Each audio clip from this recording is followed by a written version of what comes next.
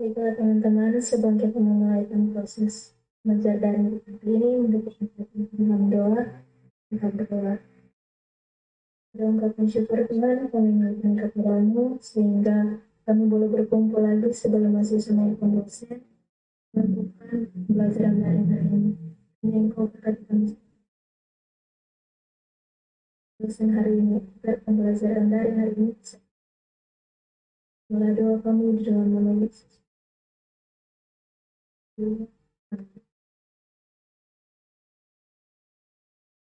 Terima kasih saya ucapkan kepada Trilia yang sudah memimpin kita dengan doa. Assalamualaikum warahmatullahi wabarakatuh. Ikan, salam sejahtera, Om Shanti Shanti Om, Namo Buddhaya, Dominus Vobiscum. Kembali kita pada hari ini, kita akan mempelajari kurikulum dan pembelajaran IPS. Semoga Anda semua tetap sehat dimanapun Anda berada dan bisa melanjutkan perkuliahan kita pada hari ini. Kita bersyukur atas semua berkat dan rahmat Tuhan karena kita boleh berkumpul lagi pada kesempatan ini. Kurikulum dan pembelajaran IPS yang akan kita pelajari berhubungan dengan tema pengembangan kurikulum. Kita melihat berhubungan sekarang dengan pengembangan kurikulum yang ada. Jadi, kurikulum merupakan satu istilah yang ada dalam studi kurikulum. Dan pengembangan kurikulum banyak digunakan oleh ahli berhubungan dengan proses implementasi atau penerapan dari kurikulum yang berlaku saat itu. Sementara seorang ahli Caswell, dia mengatakan bahwa pengembangan kurikulum merupakan alat untuk membantu guru di dalam melakukan tugasnya dan menyampaikan pembelajaran yang menarik minat bagi siswa. Jadi sebagaimana kita kurikulum antara lain dapat membuat siswa tertarik. Sebab kalau siswa tidak tertarik akan satu pembelajaran, maka ini tanda-tanda kegagalan satu kurikulum. Jadi bagaimana siswa harus tertarik dengan kurikulum, ya, kurikulum yang ada. Kedua, kurikulum juga menyesuaikan dengan kebutuhan masyarakat. Itu dua hal yang tidak boleh kita ragukan lagi, bahwa konteksnya syarat utama yaitu ketertarikan siswa atau pelajar, termasuk juga Anda sebagai mahasiswa. Ini yang paling penting yang perlu kita lihat dan kita sadari. Jadi dengan demikian, pengembangan kurikulum merupakan bagian esensial dari program pendidikan. Jadi kurikulum tidak boleh stagnan atau tetap di tempat, karena kurikulum merupakan juga bukan semata-mata kita menghasilkan atau memproduksi bahan pembelajaran, tetapi juga bagaimana kita menerapkan kurikulum itu agar dapat meningkatkan kualitas siswa dan kualitas pendidikan pada umumnya. Jadi kalau setelah kita mengakhiri suatu pembelajaran atau suatu kursus atau juga persekolahan, perkuliahan, dari semester 1 misalnya sampai semester 8, Anda benar-benar berkualitas ya. Kalau tidak dapat meningkatkan kualitas siswa ataupun kualitas pendidikan pada umumnya, maka kurikulum dianggap kurang berhasil. Oleh sebab itu, proses pengembangan kurikulum selalu dikaitkan dengan pertanyaan-pertanyaan berikut ini. Siapa yang akan terlibat dalam proses penyusunan kurikulum? Apakah guru, administrator, orang tua, atau siswa? Ya, semuanya memang harus terlibat. Ya. Itu juga diminta oleh administrator sekolah atau perguruan tinggi bertanggung jawab di samping para guru, termasuk kepala sekolah, orang tua, siswa, bahkan juga stakeholder. Boleh juga para alumni dan pengguna alumni. Mereka perlu terlibat dalam proses penyusunan kurikulum. Lalu pertanyaan kedua, menyangkut hal ini, bagaimana dan proses atau apa tujuannya? Jadi, kalau kita mau ke Jakarta atau mau ke luar negeri, ke Bali dan sebagainya, kita harus mengetahui dulu prosesnya sampai ke sana dan tujuannya apa.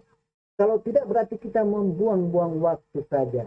Demikian juga dengan kurikulum, kita mengetahui prosesnya. Bagaimana yang sudah diajarkan pada pertemuan-pertemuan sebelumnya. Langkah berikut, the next step, ialah langkah-langkah apa yang akan digunakan dalam penyusunan kurikulum. Jadi harus dilihat dengan utuh, dan secara sistematis ya. Bagaimana suatu penyusunan kurikulum. Baik kurikulum yang ada di tingkat sekolah, tingkat perguruan tinggi, dilihat langkah-langkah apa. Tentunya harus menyesuaikan dengan kebijakan pendidikan yang ada. Kurikulum tidak berdiri sendiri dari sekolah yang membuatnya saja, tetapi juga harus melihat kerangka konteks pendidikan secara umum, terutama yang berlaku misalnya pada bangsa dan negara kita. Poin keempat, jika komite yang akan bekerja dalam pengembangan kurikulum, bagaimana orang-orang terlibat tersebut akan diorganisasikan? Ini juga menjadi pertanyaan. Biasanya juga di satu sekolah ada komite sekolah yang turut membantu untuk pengembangan suatu sekolah. Jadi bagaimana keterlibatan mereka? Ini juga harus menjadi satu diskusi supaya adanya keterlibatan termasuk dalam pengorganisasian komite dalam satu sekolah. Mengapa perlu adanya pengembangan kurikulum?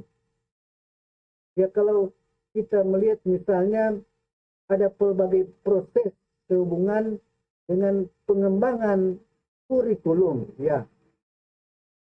Jadi kita melihat pengembangan kurikulum diperlukan untuk menghadapi dan mengantisipasi keadaan sebagai berikut, yaitu paling pertama merespons perkembangan ilmu dan teknologi. Kita mengetahui bahwa teknologi berkembangan demikian pesat. Jadi kalau Anda membeli alat atau kebutuhan, misalnya gadget, Android ya, komputer ya, dalam 1 bulan atau 3 bulan ke depan sudah ada yang mode terbaru dengan fasilitas yang lebih canggih. Kita akan melihat bahwa mau tidak mau pengembangan ilmu termasuk juga teknologi berkembang pesat. Dalam konteks ini pendidikan juga termasuk kurikulum harus menyesuaikan diri. Mengapa misalnya terjadinya pengembangan ini lebih cepat ya, lebih cepat daripada yang kita harapkan. Nah, ini kita harus menyesuaikan diri ya. Karena pengembangan kurikulum yang ada sekarang ini mau tidak mau mengikuti juga perkembangan zaman. termasuk perkembangan dalam ilmu dan teknologi. Kemudian juga mampu menjawab dan merespons perubahan sosial, termasuk yang ada di luar sistem pendidikan. Ya, perubahan sosial yang saat ini yang terjadi kan, di mana adanya sekolah perkuliahan daring ya, juga akan berubah akan ke perkuliahan luring ya. Ini perubahan sosial yang terjadi. Ya. Konteksnya yang selanjutnya selalu mementingkan atau melihat kebutuhan siswa. Ya, kebutuhan siswa menjadi dasar. Jadi untuk apa kita membuat satu kurikulum kalau ternyata siswa tidak membutuhkan itu? Oleh sebab itu Anda memilih setiap jurusan atau program studi, ada baiknya melihat dulu kurikulum, visi misi program studi yang ada. Ke depan program studi itu mau mengarah kemana, itu Anda harus memperhatikan. Kemudian menjawab atau merespons kemajuan-kemajuan dalam pendidikan, termasuk merespons perubahan sistem pendidikan itu sendiri. Itulah yang menjadi dasar sehingga kurikulum perlu dikembangkan. Mulyani Sumantri menyatakan bahwa pengembangan kurikulum harus dilakukan berdasarkan teori yang telah dikonseptualisasikan secara teliti dan terhindar dari pengaruh-pengaruh yang kurang baik, seperti paham-paham yang tidak mendukung pembaruan dan kebutuhan masa depan. Jadi kurikulum senantiasa harus sesuai dengan harapan dan kebutuhan. Ini tidak saja melibatkan para ahli pendidikan, guru atau siswa, namun juga melibatkan ahli-ahli di luar pendidikan. Seperti dalam konteks setelah Anda selesai menuntut ilmu. Jadi ahli-ahli yang berhubungan dengan para pencari kerja atau penerima kerja, dunia kerja, itu juga harus disinkronkan. Pekerjaan apa yang ke depan? Kualitas mahasiswa atau siswa yang bagaimana yang dibutuhkan? Ini menjadi dasar yang harus kita pahami dengan benar. Sehingga begitu lulus di satu perguruan tinggi, seyogianya lapangan pekerjaan kita sudah ada. Nah, sesuai dengan kompetensi yang diharapkan. Unsur-unsur apa yang ada dalam kurikulum tergantung pada bagaimana kurikulum akan dikembangkan. Jadi bila kurikulum dipandang sebagai sesuatu yang dijalani siswa di sekolah, maka kegiatan menentukan tujuan, materi, strategi pembelajaran, dan hal-hal yang akan diaktualisasikan di sekolah merupakan juga pengembangan kurikulum. Itu yang perlu kita garis bawahi. Nah, di samping pengembangan proses kurikulum ini harus juga memperhatikan prinsip-prinsip ya, seperti prinsip relevansi, kesesuaian dengan misalnya pekerjaan, kesesuaian dengan kebutuhan, kesesuaian dengan kualitas mahasiswa atau siswa. Kemudian memperhatikan juga fleksibilitas. Fleksibilitas artinya bisa peka terhadap perubahan-perubahan yang ada. Jadi kurikulum bukan berarti menjadi harga mati, sama sekali tidak bisa lagi dirubah, diperbaiki, diedit, atau direvisi, tetapi juga bisa fleksibel berdasarkan situasi dan kondisi perubahan yang terjadi pada masyarakat. Kemudian kurikulum menuntut satu kontinuitas, artinya kesinambungan antara satu dengan yang lain, antara tujuan awal dan tujuan akhir. Bahkan antara juga kurikulum sebelumnya. Apabila kita mau memperbaiki suatu kurikulum, Jadi jangan kalau misalnya menggantikan suatu kurikulum, membuat kurikulum yang sebelumnya tidak ada artinya. Jadi kurikulum sebetulnya ada unsur kontinuitas antara yang lama dan yang baru. Tetap ada yang dipertahankan. Tidak semuanya baru. Ya. Itu maksudnya aspek kontinuitas. Kontinu, ketersambungan. Kemudian prinsip efektivitas ya. Berdaya guna. Ya sesuai yang paling utama dengan kebutuhan siswa atau mahasiswa. Kemudian dia juga mempunyai unsur efisiensi. Artinya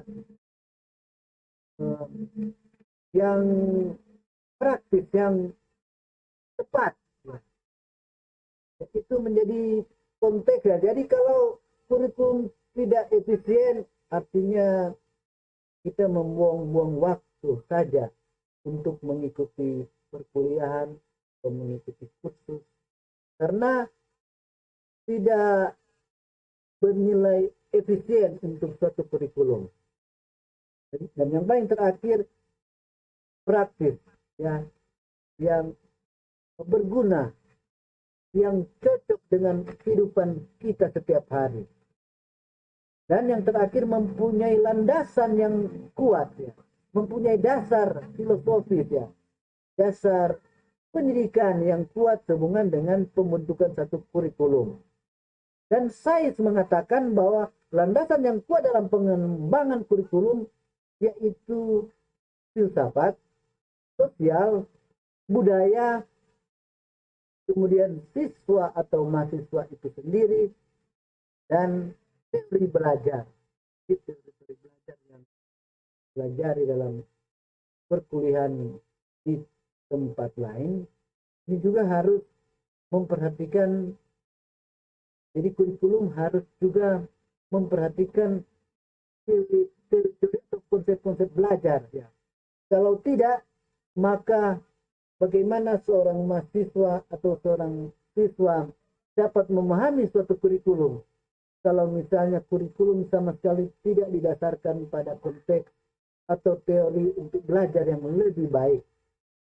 Sehingga pada umumnya para ahli memandang kurikulum sebagai suatu proses yang berkelanjutan dan merupakan satu siklus yang terdiri dari komponen tujuan, bahan kegiatan, evaluasi, sehingga bisa sebetulnya dilukiskan dalam gambar yang bisa kita lihat.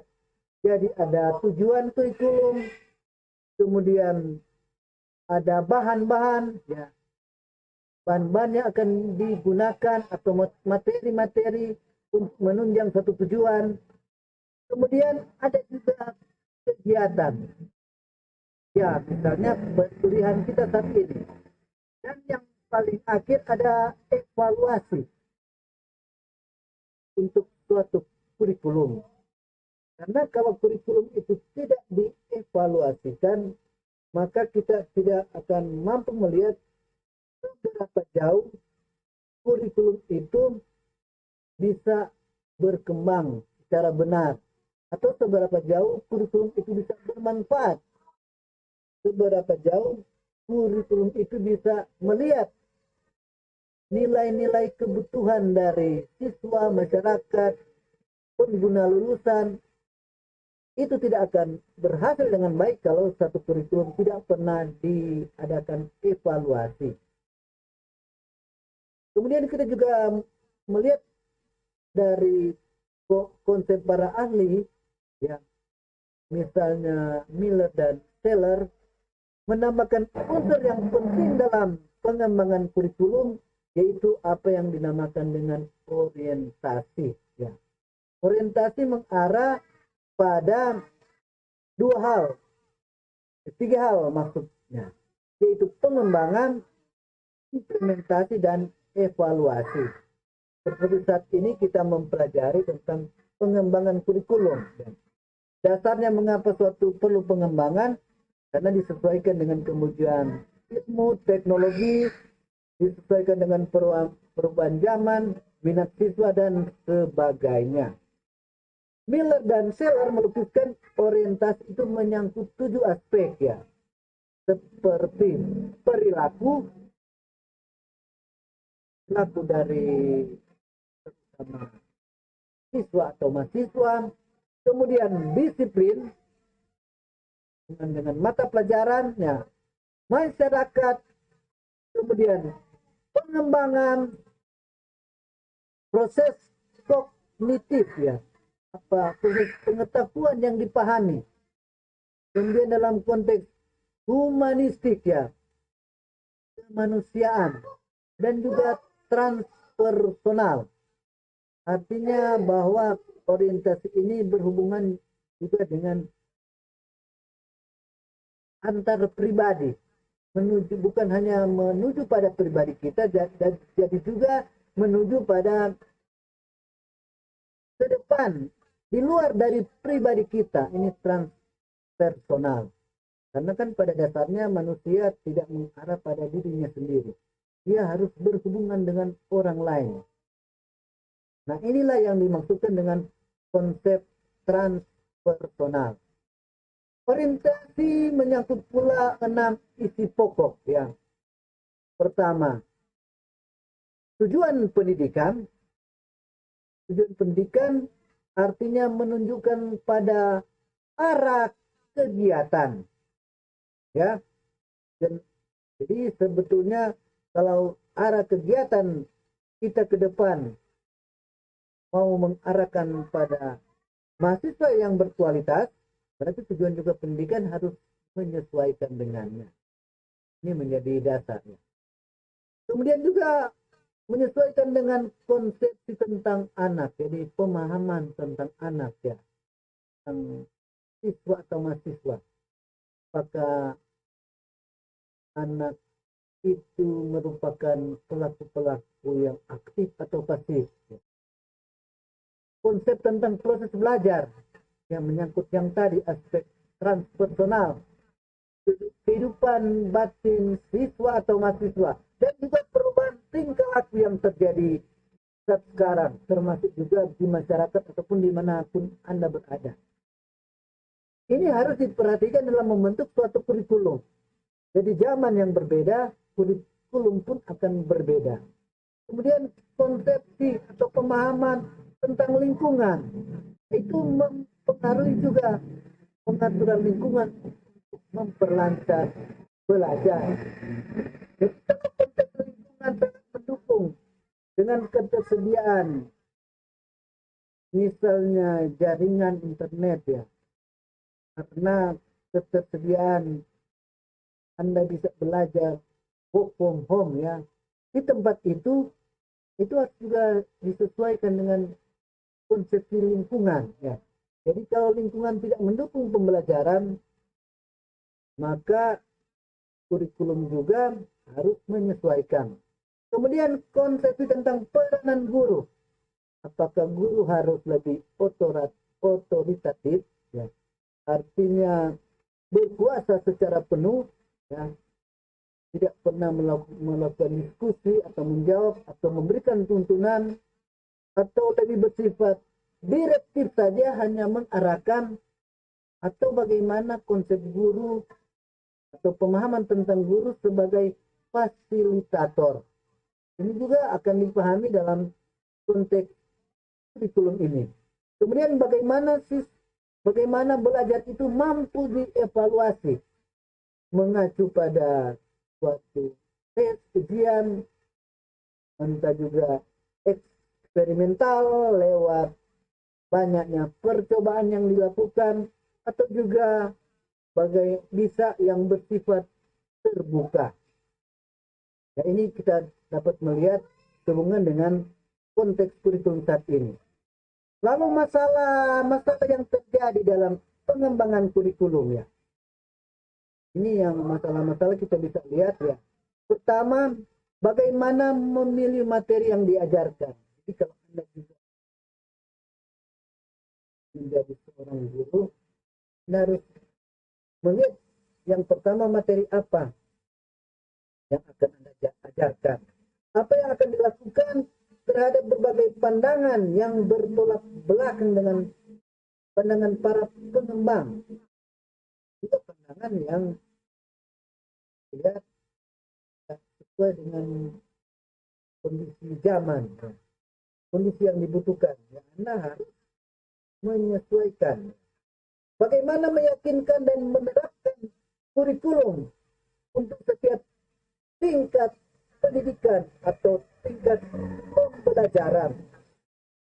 Ya, jadi konteksnya di sini akan menjadi jelas bahwa kurikulum harus memperhatikan setiap tingkat pendidikan pembelajaran. Ya, misalnya tingkat dasar, tingkat menengah, atau juga tingkat perguruan tinggi, termasuk juga tingkat mahasiswa baru yang semester 1, semester 3, semester 5, itu juga semester akhir. Jadi menyesuaikan juga dengan situasi yang kondisi dari para siswa atau mahasiswa.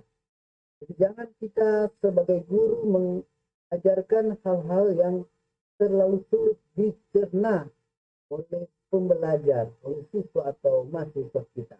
Jadi kita harus menyesuaikan dengan tingkat pemahaman mereka. Kemudian bagaimana menjadi pertanyaan berikut, kurikulum yang bersifat fleksibel terhadap perubahan yang terus-menerus. Ini menjadi kesulitan yang tersendiri. Ya, karena apa? Karena perubahan seringkali melebihi dari kecepatan pembuatan kurikulum. Saat kita membuat kurikulum untuk misalnya 5 atau 10 tahun ke depan, di tahun yang kedua sudah ada perubahan yang berubah yang terjadi. Sehingga kurikulum juga harus semacam dibuat untuk bersifat fleksibel apabila ada tuntutan atau perubahan zaman yang terus berubah. Seberapa jauh pengaruh pergantian pimpinan institusi pendidikan terhadap kurikulum? Jika terjadi pergantian kepala sekolah,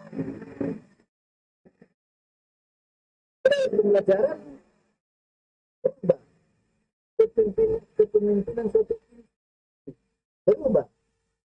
Jadi bagaimana sebetulnya sebagai seorang pemimpin, entah dia kepala sekolah atau siapapun dia, tetap berdasarkan pada kurikulum yang berlaku saat itu, bukan pada kebijakan yang ia inginkan, yang tidak saja berbeda. Jadi kurikulum juga harus mampu melihat apabila ada pergantian-pergantian, ya, termasuk menteri. Karena kan ada pandangan, pemahaman atau paradigma atau menteri ganti kurikulum. Konteksnya memang disesuaikan dengan situasi yang ada. Menjadi pertanyaan, apakah kalau terjadi penggantian kurikulum itu tetap berjalan? Hal inilah yang perlu didiskusikan setiap saat. Kemudian insentif apa yang dapat memotivasi seseorang untuk menerapkan kurikulum yang penuh dengan pembaharuan? Ya, ini menjadi pertanyaan. Bagaimana cara memperoleh informasi yang benar agar dapat membuat keputusan yang tepat atau optimal tentang perumusan suatu kurikulum? Jadi kita melihat mau merumuskan bagaimana suatu kurikulum dengan baik kalau kita tiada memperoleh informasi yang tepat hubungan dengan perkembangan misalnya 5 atau 10 tahun ke depan. Oleh sebab itu untuk membuat kurikulum dibutuhkan satu refleksi, satu rencana ke depan dengan melihat perkembangan yang kira-kira akan muncul pada 5-10 tahun ke depan, yang menjadi beberapa masalah hubungan dengan pengembangan kurikulum. Lalu bagaimana cara yang baik, ya, untuk memanfaatkan sumber daya manusia atau juga bahan atau materi dalam melaksanakan perbaikan kurikulum. Jadi konteksnya yang terakhir ini sumber daya manusia dan materi. Kita juga akan melihat jadi di samping masalah-masalah yang dilakukan oleh politik ini yang cukup penting kita pahami bagaimana sumber daya manusia dan materi akan digunakan. Jadi bagaimana menjadi guru ke depan, apakah mereka mampu sesuai dengan kompetensi-kompetensi yang diajarkan. Jangan-jangan kita mengembangkan satu kurikulum tidak melihat kemampuan dari kompetensi guru. Ya. Jadi kita mengenalkan ada 4 kompetensi guru. Apakah mereka mampu menerapkan dalam konteks pengembangan satu kurikulum? Nah, ini menjadi pertanyaan-pertanyaan yang harus dijawab dalam merumuskan suatu pengembangan kurikulum. Ya. Jadi demikian perkuliahan kita pada saat ini. Mudah-mudahan Anda bisa memetik banyak hal ya dalam konteks mengembangkan kurikulum. Jadi saat ini Anda menjadi mahasiswa, tapi ke depan Anda ini akan menjadi pemimpin. Jadi dalam merumuskan satu kurikulum harus memperhatikan konsep-konsep yang ada, ya, harus memahami dengan benar ya, sehingga dalam proses pengembangan kurikulum harus dipahami dengan benar dasar-dasar yang perlu diperhatikan oleh siapa saja yang berhubungan dengan mengembangkan kurikulum itu sendiri. Jadi diharapkan kepada kita sekalian yang hadir di ruangan ini untuk senantiasa memperhatikan dan belajar banyak tentang kurikulum ini. Dan kalau Anda sudah memahami dengan benar, maka kurikulum akan menjadi bagian dari Anda sendiri. Ya. Untuk ke depannya, apakah sudah sesuai atau sudah cocok dengan kebutuhan Anda, cocok dengan kebutuhan juga masyarakat. Dan kita lihat mengapa kurikulum itu selalu berubah, karena disesuaikan dengan perkembangan zaman yang ada. Dan kemudian masalah-masalah apa yang muncul dalam proses pengembangan kurikulum kita saat ini. Selanjutnya saya meminta kesediaan dari salah seorang dari kalian untuk menutup dengan doa. Jadi mohon mengaktifkan kameranya. Dan saya meminta Marcelina Revina Femibato untuk menutup kegiatan perkuliahan kita ini dengan doa.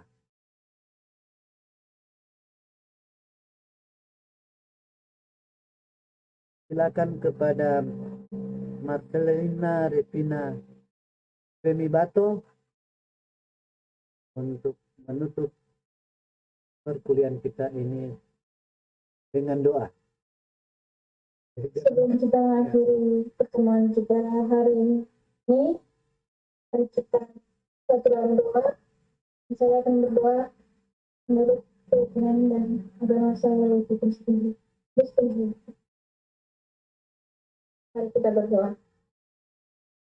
Bapak, terima kasih karena di mana Engkau telah memimpin setiap proses belajar kami, biar proses belajar kami ini bisa di hati dan pikiran kami. Inilah doa kami dalam nama Tuhan Yesus. Amin. Terima kasih saya ucapkan kepada Marcelina Bato yang sudah memimpin. Terima kasih yang sudah memimpin doa. Terima kasih. Ya, jadi jangan lupa melaksanakan tugas, meringkas dan melihat hal-hal yang penting yang perlu dipelajari dalam sebuah pengembangan kurikulum.